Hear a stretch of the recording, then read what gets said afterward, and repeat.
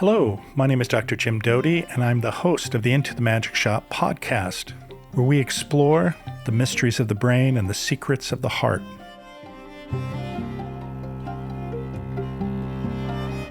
Before we start, Anthony, would you prefer me to call you Anthony or as my friend Andy Thomas, who is our mutual friend, says the mooch, or what would you prefer? Well, doctor, you can call me. I've been called so much worse than those two things in my life that either of those things are fine with me. But you know what's funny about my life is no one's ever called me Tony for whatever reason. You know, I think it was the insistence of my grandmother that I be called Anthony. So, but you can call me anything, sir. I'm comfortable being called anything. And thank you for having me on. Oh no, maybe I can call you Tony. Maybe that'll be a change. Yeah, see that if you call me Tony, I probably won't respond because I've never been called for one of those weird things in my life, you know? I've never been called Tony for some reason. Well, we'll stick with Anthony. I don't know if you know much about me at all. Well, no, I mean, I do know about you because my team briefed me about you, and they briefed me about the book that you wrote and your life. They also told me that you're a Sagittarius. I don't know if that's true or not. That is true, but that's a bit of information that has never popped up. I don't know if you remember Dr. Kelly, who used to work at the neurosurgeon that worked at the Mayo Clinic. That was sure. One of the pioneers in the stereotactical surgery. He operated on my father, who had a meningioma. Dr. Kelly had moved from the Mayo Clinic to NYU Hospital. And maybe my father's now deceased, unfortunately, but he lived 21 years after that surgery. And then we had to give him the cyberknife because he had, unfortunately, the tumor was on recurrence. It was bicameral.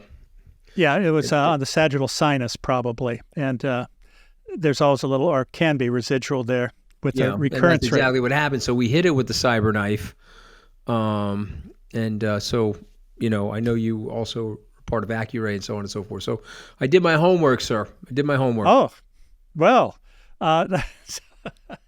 so you may be wondering why I wanted to speak with you.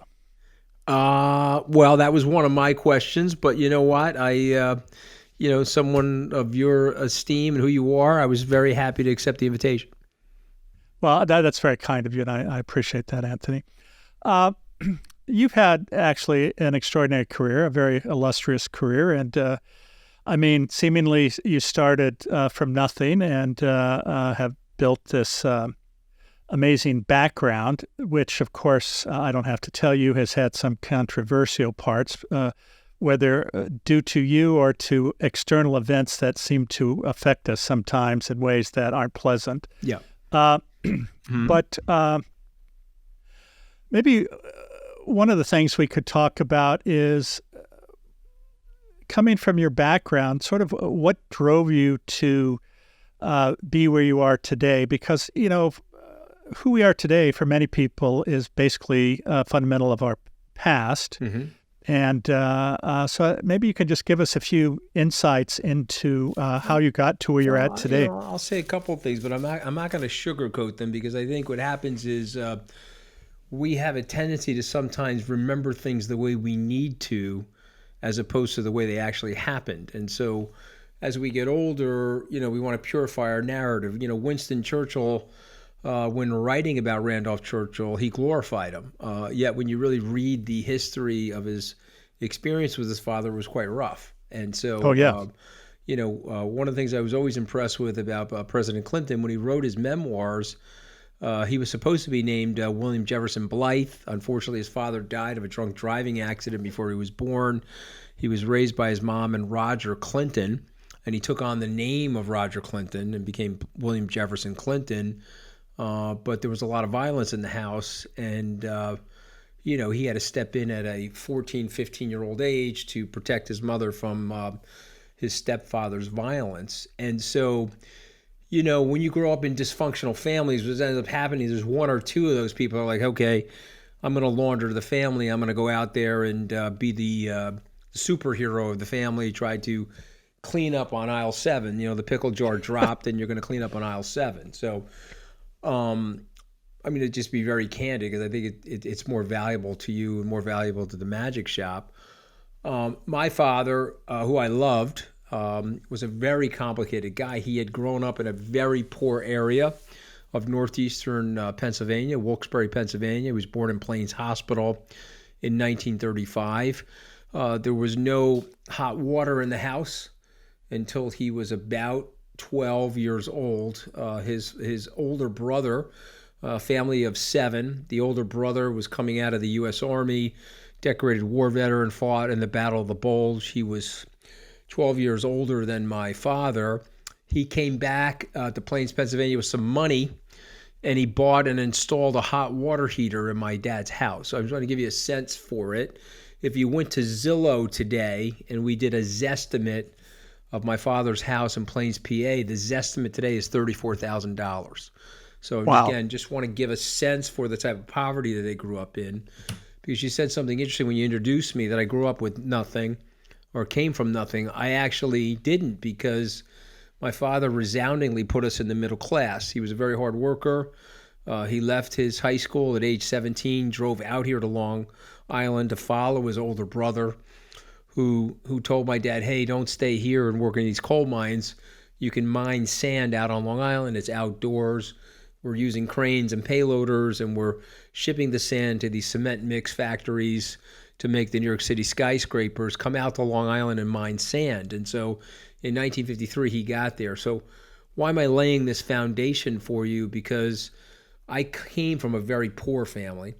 My father was hell-bent on making sure that we were not poor, but he was not educated. So he operated a crane for 41 years out here on Long Island, and he had a very high hourly wage. Now, this is a byproduct of post-World War II era, a byproduct of great industrialization during the 50s, 60s, and 70s. And so we lived in a middle-class house, purchased for $16,000 in 1972 in the town of Port Washington, which had wealthy people in it, blue-collar people, a blend, but the school system was fantastic. And so I'm the beneficiary of a really good public school system. And then there was an Italian, my parents are very Italian. My mother and father are first generation Italians, and they spoke Italian in the house. And I, again, got lucky. My guidance counselor, his name was Mr. Zanetti. He passed a few years ago. He went to go see my parents, said in Italian, he's going to get into this Tufts University for sports. He's got good SAT scores. You want to send him to Binghamton because it was a lot cheaper. That was the state university. And he told my father in Italian, don't do that. He's very smart. He's gregarious. If you send him to the private school, it's going to cost way more money. And if you send him to that private school, he'll do better and it'll have a better career track. And so my father didn't know. He was uneducated. And so Mr. Zanetti left the house after 2 double espressos. And my father said, hey, you're going to Tufts. I said, okay, what is that? He said, well, it's Toughs. He didn't know. Okay. And so then I took the Barons out. And I said, oh, no, it's Tufts. And I said, okay. And I applied to Tufts. I got into Tufts, but we didn't have the money for it. So my dad, he did something I'll never forget for the rest of my life. He cashed in his life insurance policy. He had maybe a $10,000 cash value on the life insurance policy. And so it was April of 1982. He handed me this check. I was working at my mother's brother, my uncle's motorcycle shop. And he handed me a check for $10,000 and said to me, this is what I have. It's $24,000 to go to that school. We don't really have the money, but here's $10,000. Let's get through the first 6 months and then we'll figure it out together.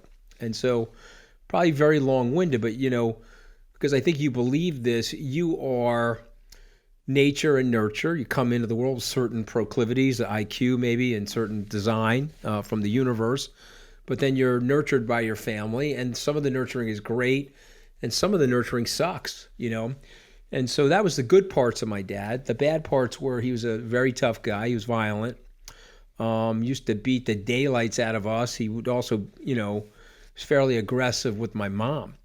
And so when you see that as a kid, it does alter your universe, okay? You can go in a lot of different directions. My brother has been cycling in and out of cocaine for the last 40 years. I made a decision that I was going to convert all of that energy into workaholism, right? There's different types of aholisms. And so you asked me what motivated me. What motivated me was there was great financial anxiety in the house. The house was dysfunctional. The parents were Catholic, so, old school Catholics, they don't get divorced. My parents, my father died this year. My parents were married 67 years, and they put probably 500 years of fighting into a 67-year marriage. And so, there's, I used to tell my brother, there's a motto for our family: let's put the word fun back in the word dysfunctional. So there were great things about that upbringing, and I can tell you, again, the generosity of him handing me that check, the self-sacrifice of his very hard work ethic, and then there were really bad things. We were overly financially anxious. We probably didn't need to be that much. It motivated me to get a paper route when I was age 11. I was selling, I did all kinds of stuff. I was selling mopeds when I was age 13 at my uncle's motorcycle shop. I had a paper route for Long Island Newsday.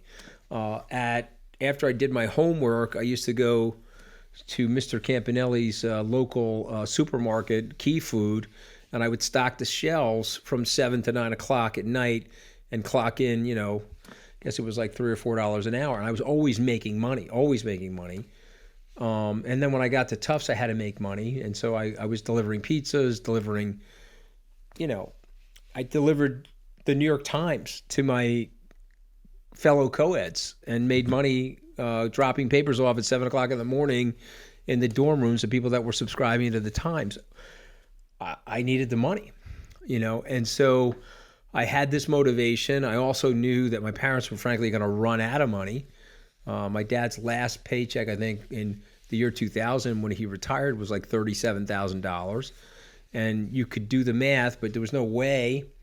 This is the big dilemma, by the way, Dr. Doty, for the United States right now. We've turned aspirational working class families, which was my family, living the American dream. One kid will end up going to college. I ended up going to Tufts and Harvard.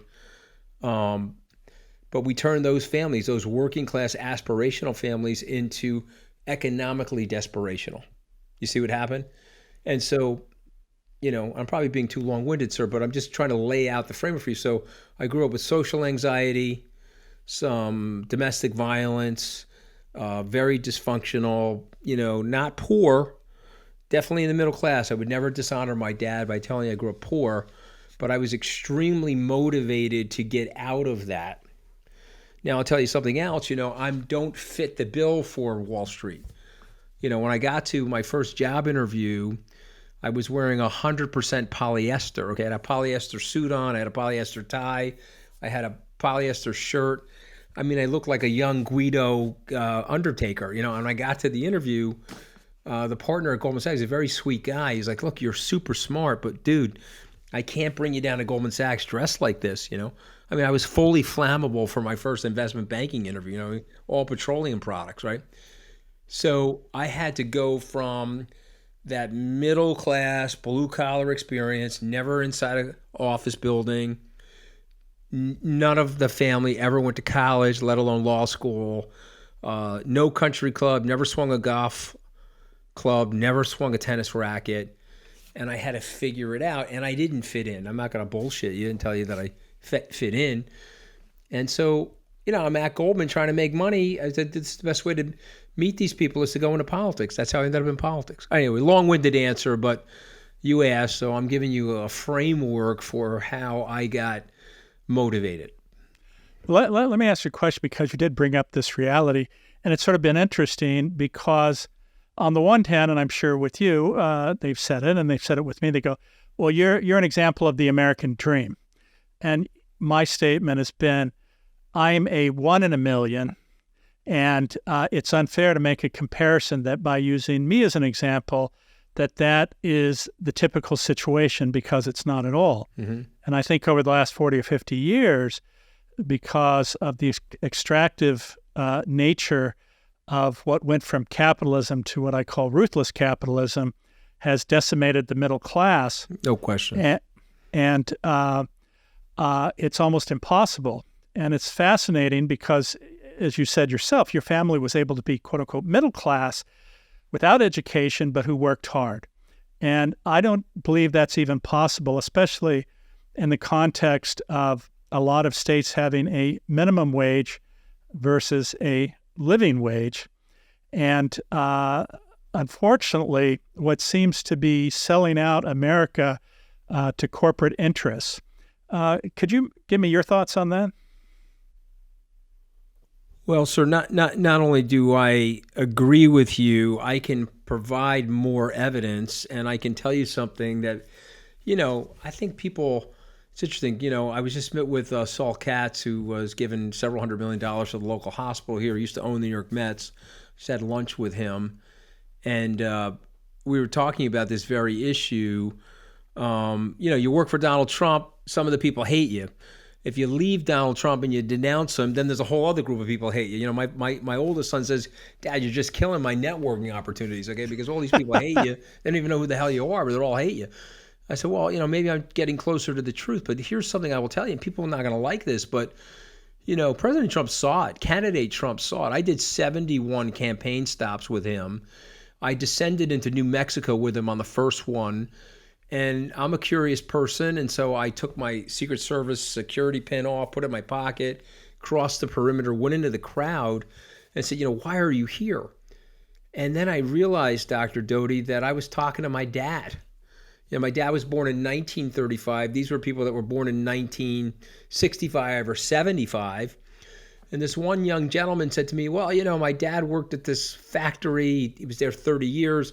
So he's got a pension. He's retired. But they laid me off. I was only there for 12 years. And now I'm struggling. I'm working at Lowe's and I'm working at Domino's Pizza. And he says, oh, by the way, Anthony, you think you're in New Mexico? Well, let me tell you where New Mexico is. That would be Mexico. Because that's where my factory moved, and you know this, and probably your listeners know this, but it's worth repeating. 65,000 factories moved offshore of the United States since the signing of NAFTA. And so, again, I'm not blaming anybody. I'm just being economically observational. If we want to blame the Republicans or the Democrats or blame them both, whatever, we made these decisions, and we left a very large group of people out of the system. And they're upset, sir. They don't like where they are. In fact, excuse me, I told Mr. Trump on the campaign plane back from that trip that on the internet that night, I priced my dad's 1976 wages. And then I looked up on the web what the 2016 wages were 40 years later for the same job. And I told Mr. Trump that my dad's real wages were down 26%. So even though the nominal number went up, you couldn't have a 1,100 square foot house with one working bathroom for 5 people.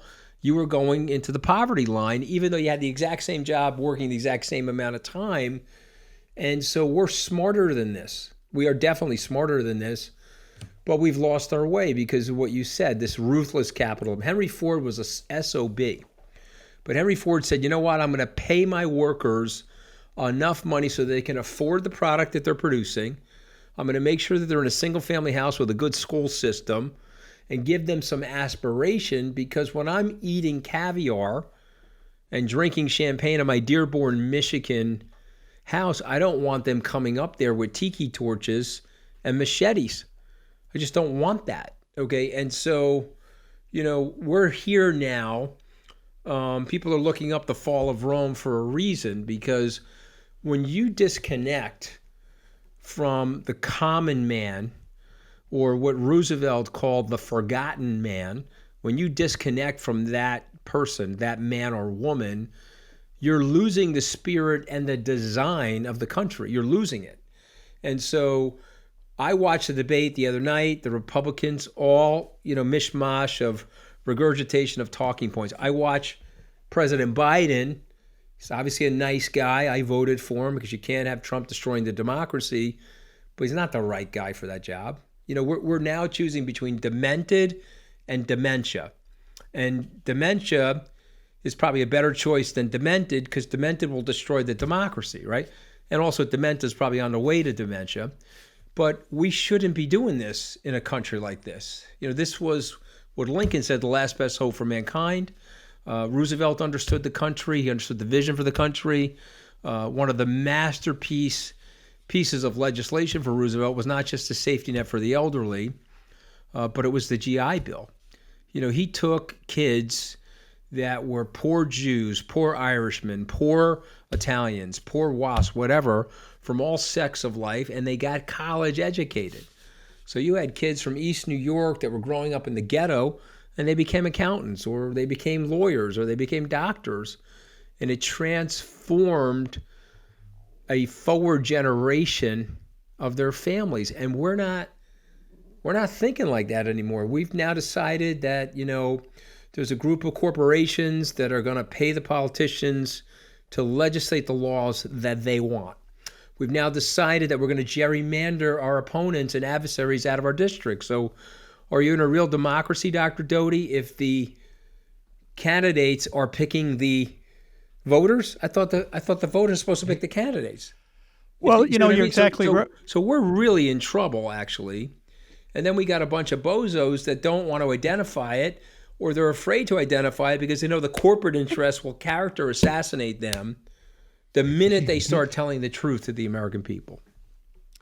No, I mean, this is the horribly sad reality. Now, getting back to Trump and Biden, I would say, and I personally like Biden on multiple levels, but as you obviously know, he is not charismatic. And but if you look at the economy and many of the things he's done, I would say that's on the plus side versus every effort to destroy what was there before is probably on the negative side. But that being said, why do you think it is, and I have my own opinions, which I'm happy to share with you, but why do you think it is that corporate interests, wealthy individuals, the billionaire class are so motivated to destroy America? And I'm sure I'm going to get a lot of feedback, negative feedback from this, but it's fact. I mean, it seems as though there is never enough. And in fact, you look at Davos as an example, and I always say, whenever somebody is fearful of getting their privilege taken away, they create a narrative of oppression. As an example, we seem to have all of this legislation which gives businesses who screw up charity, yet if you're an average person and you screw up, you crash and burn. And this is like built into the system repeatedly, and people keep somehow mistaking that the corporate interest or the billionaire class, because of their position, are going to do the right thing. But there is every bit of evidence over and over again that is the exact opposite of how they act.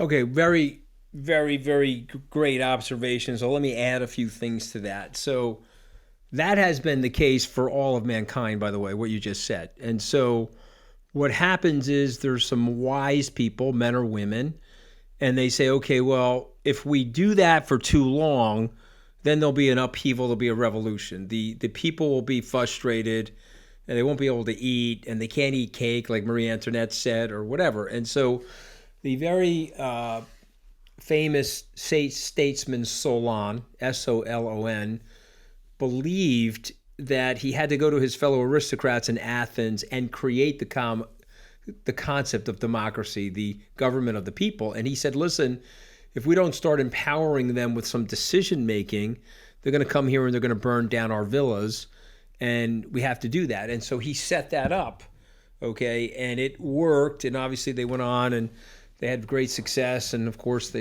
unfortunately fought with Sparta. But why am I saying that? What Churchill would say about the democracy, it's an absolutely horrific form of government until you consider all the other forms of government, okay? And so that worked. And when it's really worked, you've had people in leadership that are like, okay, I'm going to take care of the little guy, Truman said there are no lobbyists in this town for the middle class except for me. Don't worry, I'm going to be your lobbyist, okay? Roosevelt said, if you don't take care of the forgotten man, we're going to lose the democracy, okay? His fellow aristocrats called him, and you know this, a traitor to his class, a traitor to his class. But Roosevelt responded with, no, idiots, I'm trying to save you because you have 10 bathrooms. If you have 9 bathrooms and the guy on the street has 1 bathroom, we're not going to have a revolution. Okay? Henry Ford understood this, even though he was a maniacal, ruthless guy. And so what's happened now is we've grown disinterested to each other. And you know this. I mean, you know what Dunbar's number is, right? I mean, Sure. we are now living Dunbar's number. And for your viewers and listeners, just to repeat what it is, this notion that there exists a cognitive limit to the number of people that we can empathize with or interact with.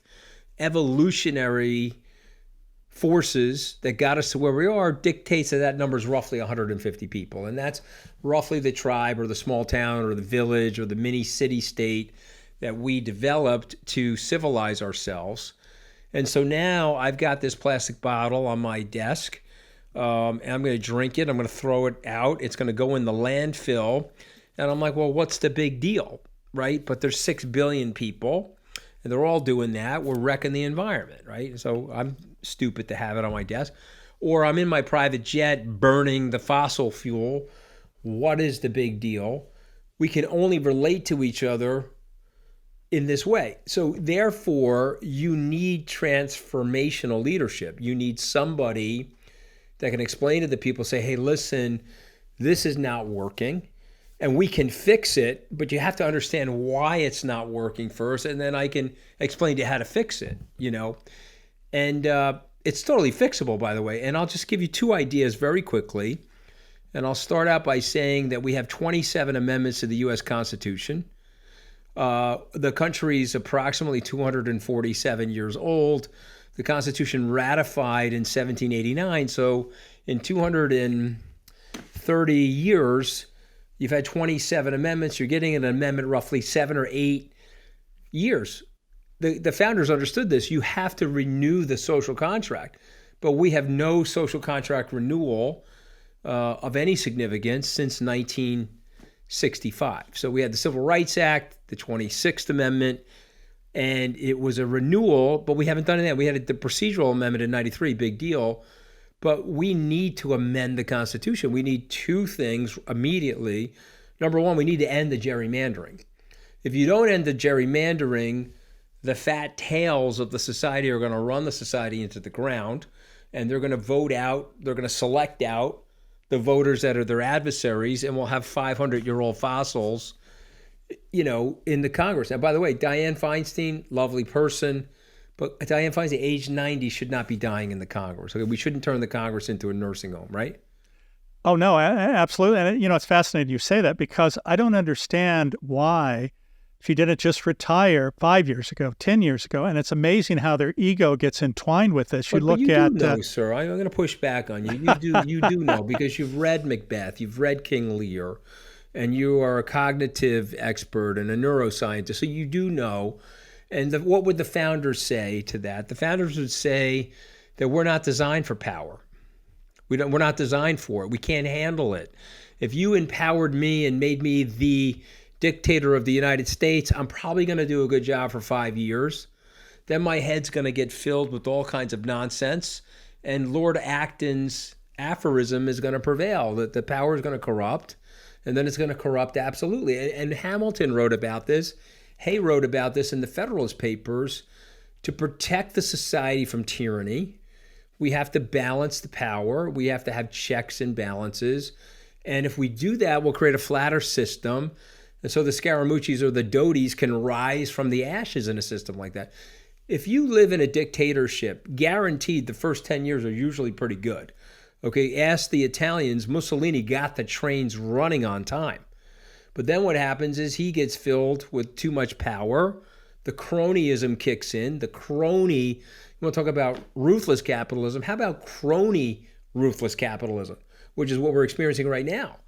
Okay, and so I'm going to explain to you what they did, okay, under the auspices of capitalism, and this is why it has to be restructured again. But you can't do that, okay? And so the second thing you need is you have to revoke Citizens United. Oh, absolutely. And so Citizens United is a Supreme Court case where the court ruled, I think it was Scalia, said you can use your money and it's a supplement for your free speech. And so if you got $1 billion and you want James Doty to get elected president, you can form a PAC, put all $1 billion in it and spend your money that way. And he created separate but equal democracy. Okay, and this is identical to Plessy versus Ferguson. And not to give you a constitutional law lesson, but what did Plessy versus Ferguson say? The court ruled that you can have separate but equal facilities for blacks and whites. Unmitigated disaster led to gross segregation, increase in violence, lynchings, etc. 80 years later, we had Brown versus the Board of Education to repeal the Plessy verdict. But the Citizens United has destroyed the country, because I can show you, and I didn't know what we were going to be talking about today, but I have charts. I can show you the moment Citizens United went into effect, the corpocracy, the corporate welfare that you're mentioning, all of that increased. Aid to children, advocacy for middle and lower class people, that went down as a percentage of the budget. Feeding the banks during the financial crisis went up. Giving opportunity to Elon Musk, and look, I like Elon, but I'm just saying, the government subsidized both of his businesses to make him the richest person in the world. And they're getting nothing back from it. But by the way, they're mad at him now, right? Because he didn't respond to the Caribbean. He didn't respond to the world full of connectivity, right? But I'm just saying to you, like, Citizens United destroyed the fabric of the democracy and created a separate but equal system. And the fat cats are buying off the politicians, and they're getting the laws written for them to feed them. They're getting richer and richer and richer, and the middle and the lower class guys are getting crushed.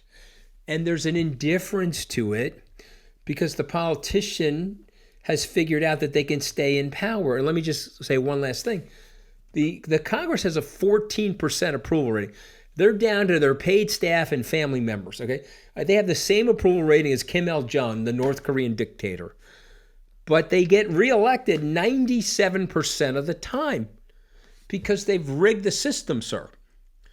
They've rigged the system. So someone can stay in the Congress till age 90. I mean, I think Chuck Grassley from Iowa, I think he's like George Washington's grandfather or some shit like that. I mean, guy's like 500 years old. And they don't care. And they're laughing at you. And they're laughing at me. And so what happens is we grow indifferent. And I'll say this to you.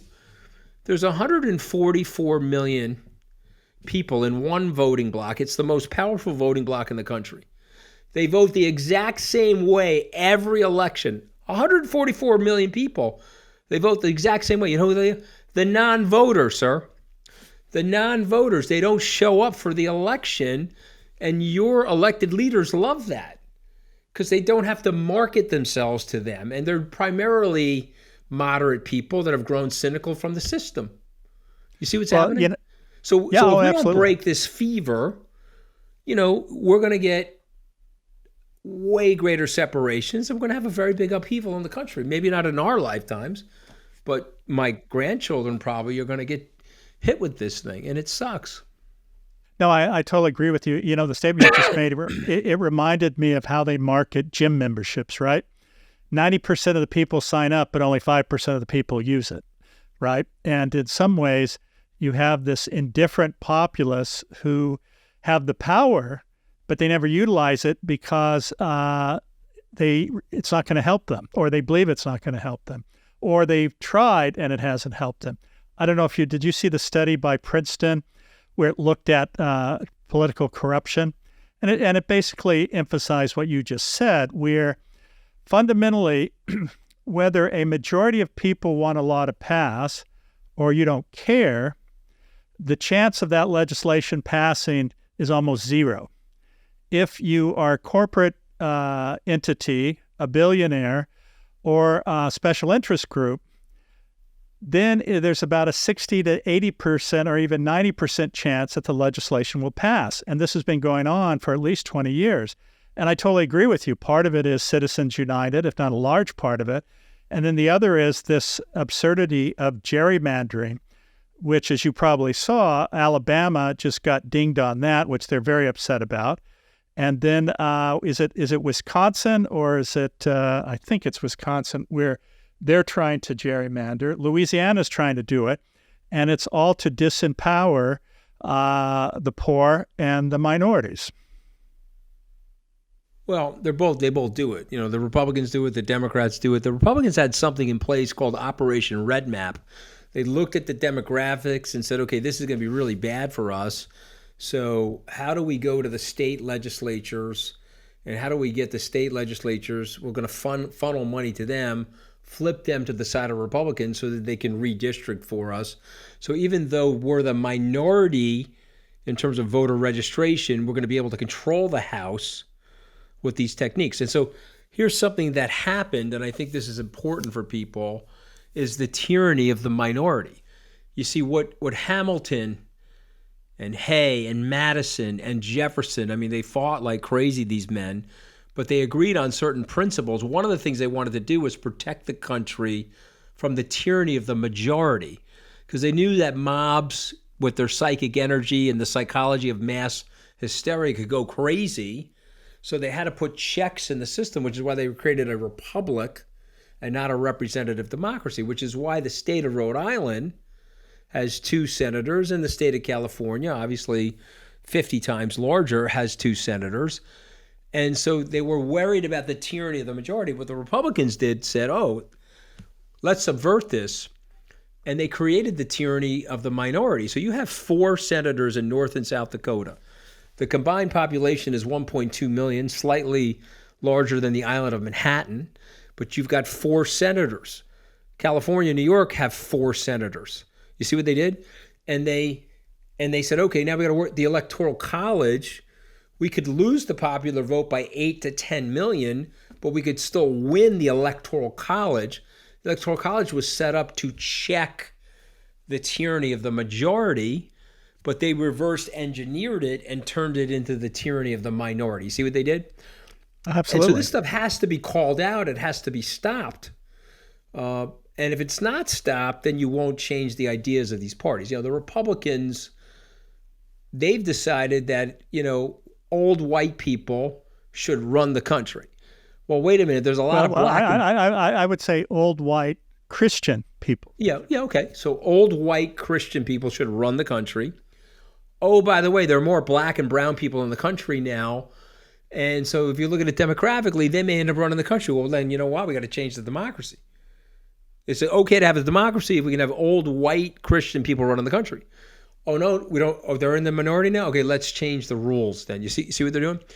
And that is so classically anti-American and is so viciously against the ideals and the principles that got us to where we are. What did Franklin say? You have a republic if you can keep it. There's a sacredness to the republic, but he understood that you had to trust the system. And if you trusted the system, more people would become prosperous in the system.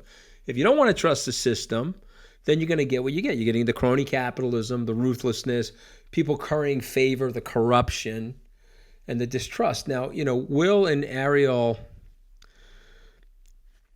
Durant, they wrote a 10-volume treatise on the Roman called Empire. The Story of Civilization. Yes. And, I read the entire thing. And my 31-year-old son, when he was about 19, said, well, why did you read it and what did you learn? And I told him one sentence. You want to hear the sentence? Yes, absolutely. Okay. Throughout history, people are dishonest and governments are corrupt. That's what I learned.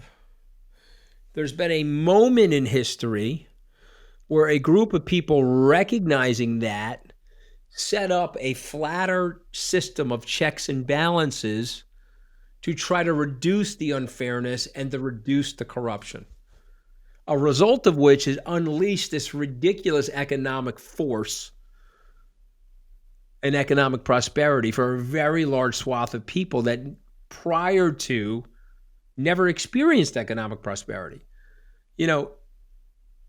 Dr. Doty, I come from a family.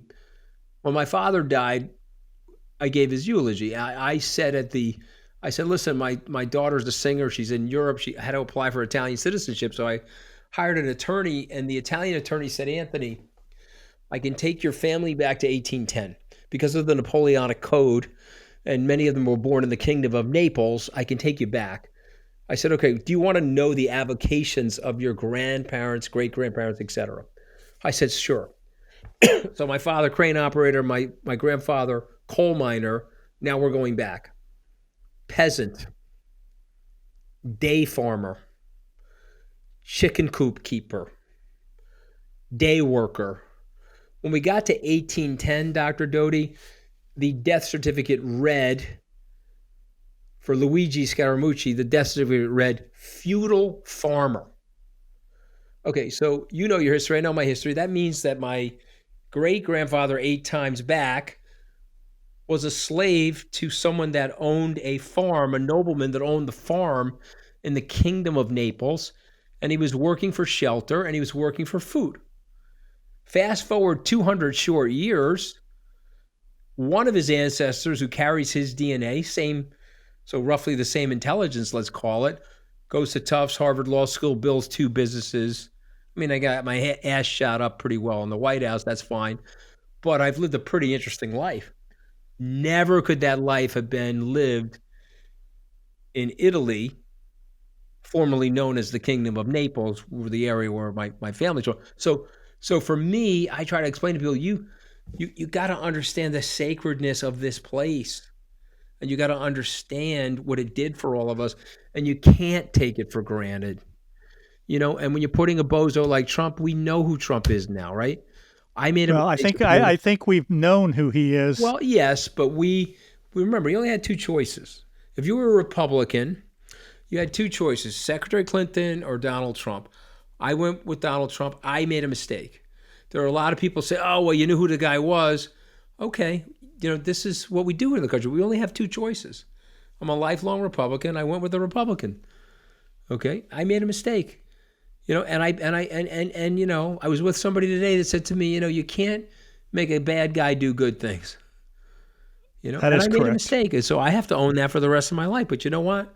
If you've never made a mistake, throw a rock or stone at me. But if you have made one, have a little bit of empathy. I was trying to do the right thing. I love my country. I want to help the country. No, listen, I appreciate what you're saying. And this is one of the problems, right? I mean, people aren't forgiving necessarily. We have such a polarized, divided nation. And I think it's sort of the universal distastefulness of the way the situation is, but people don't see a clear-cut way out. And you've made the analogy, you've got demented and dementia.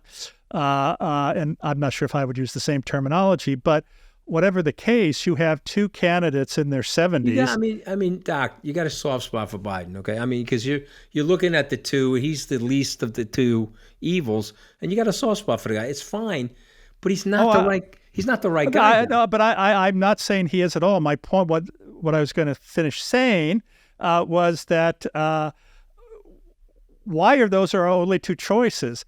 Why don't we find people in their 50s, their 60s, I can who are explain it. Yeah. Well, let me just finish here. But who are intelligent, and I think just my own thoughts is one. It's sort of fascinating, the paradox between, you see somebody like Trump who has all of this baggage and nobody cares, but then you see somebody who's a reasonable individual who may have a little taint on his reputation and then gets destroyed because of it. And that it's an interesting paradox. Also, people get pulled over the coals or raked over the coals for anything, even though they want to do the right thing for the country. This may sound strange, but I certainly look at a fellow like Buttigieg and whether he could get elected or not. But here's a thoughtful, intelligent individual who I think could offer great benefit. Could he be elected? Unclear. If not, no. But what are your thoughts? Well, I don't think he can be elected because remember, this is not a normative country. This is it's a country, it's not what we want it to be, it's what it is. Could he be elected 50 years from now? Yeah, maybe. but they couldn't be elected today. I mean, just being honest, okay? But the problem is they crushed the competition. Ross Perot scared the living daylights out of these people. He got 19.9% of the vote in 92, and they built a system and apparatus at the state and local government level and at the federal level to literally create these huge barriers to entry for a third-party candidate or for some third-party organism to get started and grow. Now, they're so weak now, and they're so incompetent, and they're so underserving the people that we're now seeing people crop up again and saying, hey, maybe we can take a third-party shot at this. But the duopoly of those two are laughing at those people because the obstacles that they put in place are currently insurmountable. You're going to get two people, and those are going to be the two people, and it doesn't matter. You could run, The Rock, Arnold Schwarzenegger, although he can't run because he wasn't born here, but you could pick whoever you want as a third party. They'll never beat that system. No, that's right. What do you think of Marianne Williamson? If I love might her. ask. I love her. I love her. I think she's in touch with her spirituality. I think she's a very smart person. I think she's connected into the kismet, the zeitgeist, the whatever it is, the ethereal thing that's going wrong right now. Okay, because remember, we're a hive mind, whether we like it or not, and we're hive minding away from each other. And she understands that, and she's trying to offer a solution to bring us back together. The amazing author, now deceased, Barbara Tuchman, wrote a book called The Guns of August. And she said, unfortunately, the dilemma for humans is they forget the war. When the living memory of the war dies, you get a systemic rise in nationalism. And so she was writing about 1914, The Guns of August. The war started in August of 14 after the Archduke was assassinated. But the prior 99 years, we had a horrific war, Napoleonic Wars. They set up a treaty. They went to the Congress of Vienna, set up a treaty. The treaty actually worked. Okay, von Metternich, who was somebody that Kissinger always praises, understood how to balance the powers. And yes, there was a Franco-Germanic skirmish in 1848, but in general, Europe was at peace for roughly 100 years. That was the first time since Emperor Charlemagne entered the equation that happened. And so what happened is all the living memory of the war went like this, and all of the rise of nationalism went up and to the right. And so then we had two bad wars. We had a bad treaty after the first war, then we had a ridiculous war and a genocide. And so now the Europeans are like, we got to stop this, came together. But the living memory of the war declined. There are no living public servants that fought in that war or experienced the war as a civilian. All of that's out of the picture, and you're watching what Barbara Tuchman said happen again. We're pulling apart. We're becoming more nationalistic. We have bellicosity of rhetoric. We have a fervor for war. We are glorifying it. What did Rilke say, the German writer? He said, my God, we glorified this war, and yet we've destroyed ourselves in this war. 40 million people dead in the First World War. Remark, all quiet on the Western Front. The point is that when we destroy ourselves, we come together in the aftermath. And if we have this elongated time of peace and prosperity, we start to think of ourselves as independent from each other again. And we grow more nationalistic towards each other. And we don't have anybody in leadership that's calling that out and explaining that to people and saying, hey, I'm just letting you know, let's observe 5,000 years. This is what works. And oh, by the way, this doesn't work. It's going to end up hurting you. So based on what you're saying, do you think then that we are headed towards a war of some type just to follow the historical precedent? So we're in one. You mean between the right and the left? We're in the war. So let me just repeat that. We're not heading for a war. We're in the war. The question is the war going to escalate and turn into a global nightmare? But we're already in the war. Okay, because, this is like Lend-Lease in 1939 and 1940. My issue is, your incrementalism is not working for the Ukrainians. You either give them the equipment so they can do the job, but what you're doing to them is you're like killing them slowly. You're incrementally giving them the equipment. They're doing enough of a job, but they're not able to finish the job. They don't have the equipment. Okay, but we don't want to overly engage the Russians. We are already there. Okay, you have to make a decision, and we don't do that, right? What did Churchill say? America always makes the right decision after we exhaust every other possibility. Okay, but sir, we're already in the war. To not realize that, we dropped $70 billion in that war.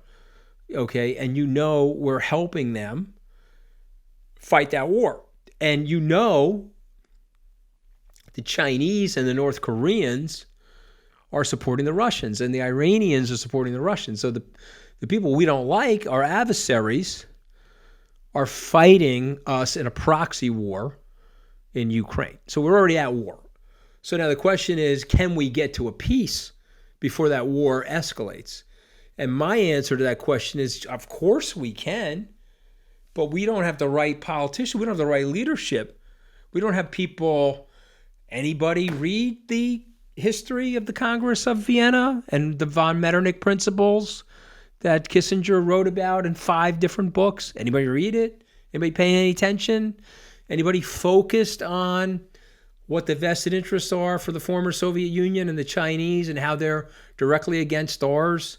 But to fight an upfront war would be an unmitigated disaster for all of us. And so therefore we can fight them, but we got to make it more economic. Well, let me ask you a question, because you bring up an interesting point. I mean, you're quoting a variety of literature and history, but the average person, has a 6th or 7th grade reading level, and their interests are not beyond, frankly, for many of them, their survival. So how do you educate the population then to make them understand what is at risk here? And do you have to have a charismatic leader who can carry that message? Okay, so my grandmother had an 8th grade reading, and it was in Italian, and it was a dialect of Italian. But didn't make her dumb, man. She had a very high IQ. She was a very wise person. And what did Lincoln say about the country? The country has a good nose. The American people have a good nose. They can smell a rotting cadaver in their basement, is what Lincoln said. They can sit in the living room and they can smell the cadaver rotting. And so they may not understand everything, but they can be led. Roosevelt understood that. Okay, we had an America First movement, 1938. We had Huey Long and Charles Lindbergh, and we had Father Coughlin, another maniac. Okay, and Roosevelt was like, okay, I have to explain to the American people. And so he used to have these fireside chats. He would go directly to the American people and he'd say, okay, listen, we had a law that we couldn't sell them arms. So he was in one of his vacation homes, and he came up with the idea of lending it to them. We'll lease it to them. And then he said, hey, their house is on fire. Your neighbor's house is on fire. Wouldn't you run the garden hose over to your neighbor and let him use it to put his house on fire? He'll give it back to you at the end. Of course, it was impossible to do that, but the American people were led by him. Well, that's it. And I did not mean to imply that if you don't have, I simply stated a fact. It's not that group, all that group is not intelligent. There are many intelligent people. I'm not saying you're being condescending to anybody. I'm just saying to you that they can be led. No, that's my whole point is, who is the leader and how do we get out of this? And I think that's the problem. You don't have a man or a woman at this current juncture in our. America's usually been fortunate. We usually get that leader. We had Lincoln in the Civil War, Roosevelt in the Depression and World War II. You need a transformational leader. There's a 144 million person new market. That's the non-voter. You need somebody that can open that market as an entrepreneur and go speak to those people and say, okay, hey, here's what's going great. Here's what we're doing a pretty poor job of. Here's how we could fix things. And oh, by the way, you haven't voted in 10 years, but here's the plan to fix it. And you know this is not about left or right, by the way. This is right or wrong. Here's the plan to fix it. And by the way, 80% of this you'll like, 20% of it you're not going to like. So don't be so binary and single issue. Look at the totality of it and accept and hold your nose on the things you don't like and vote for the totality of it. You know, Ed Koch had a great line. He used to go campaigning around New York. He said, okay, listen, I just told you all my beliefs. If you believe 9 out of the 12 things that I'm saying, you should vote for me. If you believe 12 out of 12 things that I'm saying, you need a fucking psychiatrist. That's exactly what he would say to people. And he would walk off the stage and people would get it. You can't find a politician, sir, that has the exact same fingerprint that you do. Not possible. But I'm telling you, that's the leadership we need. We need a transformational leader who's an entrepreneur or she's an entrepreneur. It's just, okay, this system's broke. It's not working. But this is how we can make it work better. And these are the technical and procedural improvements that we need to make to refresh this living document known as the Constitution. We haven't had an amendment. Your phone went from iPhone 1 to iPhone 15 in, I don't know, you tell me, 15 years? But the Constitution has gone from no amendments. The last amendment was in 93, procedural. Well, you know, that's interesting. Come on. Because, you know, you have the Federalist Society who somehow believe that the Constitution was sacrosanct and nothing should ever change. And it's sort of fascinating how you translate that into the modern world. And in some ways, it's like Christians. Somehow the Bible is the inerrant word of God, which, of course, if you look at the work of a variety of scholars, is not in many ways. It's made up narratives or mythologies. But it does have to be a living, breathing document that responds to the needs at present. 100%. I mean, listen, but we're not doing that. No, I totally agree with you. Well, this is actually a fascinating, I have to tell you, thank you so much for sharing your knowledge and giving this. I hope I wasn't too lit up. I'm sorry if I over-talked you. I'm very passionate about this stuff. It just drives me wild, but listen, I'm appreciative because not only did I learn a lot, but I actually learned about you. And while I know you've had a tumultuous career in many ways,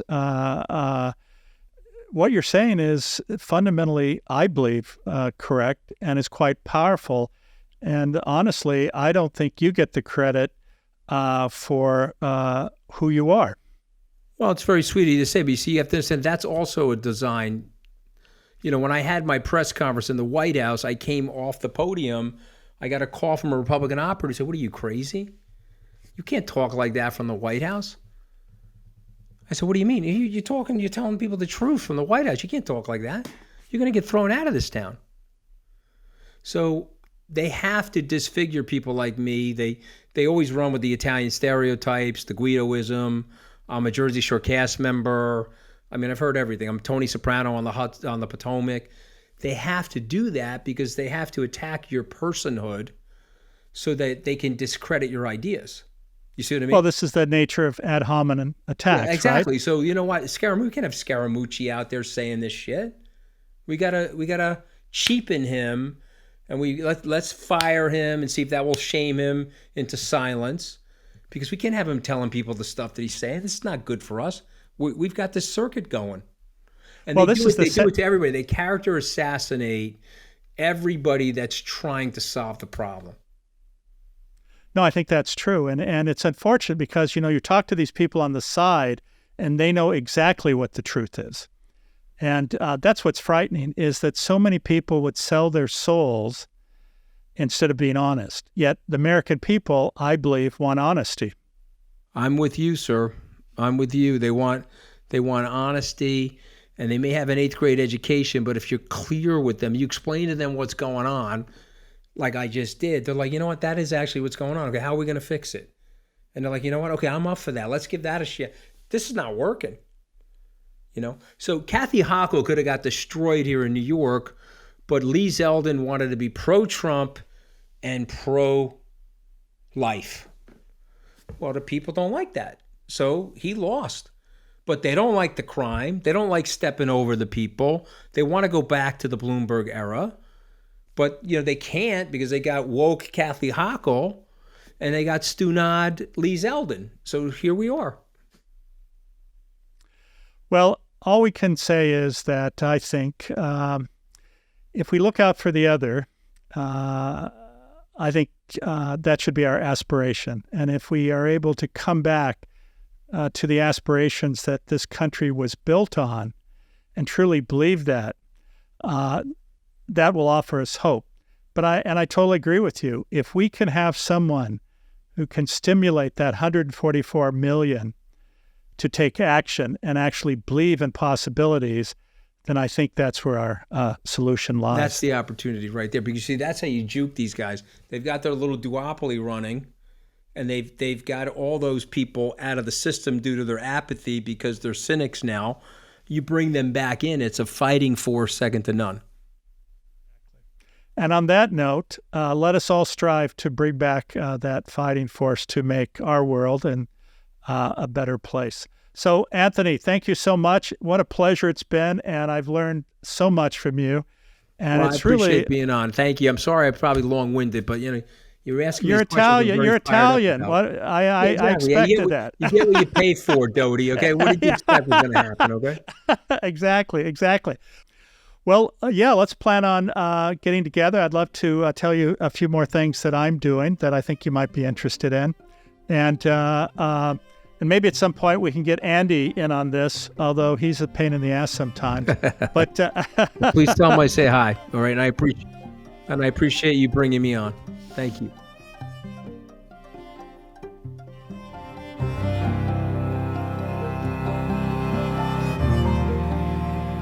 Again, thank you for being with us today. The Into the Magic Shop podcast can be found where you find your most popular podcasts, or you can find us at intothemagicshop.com.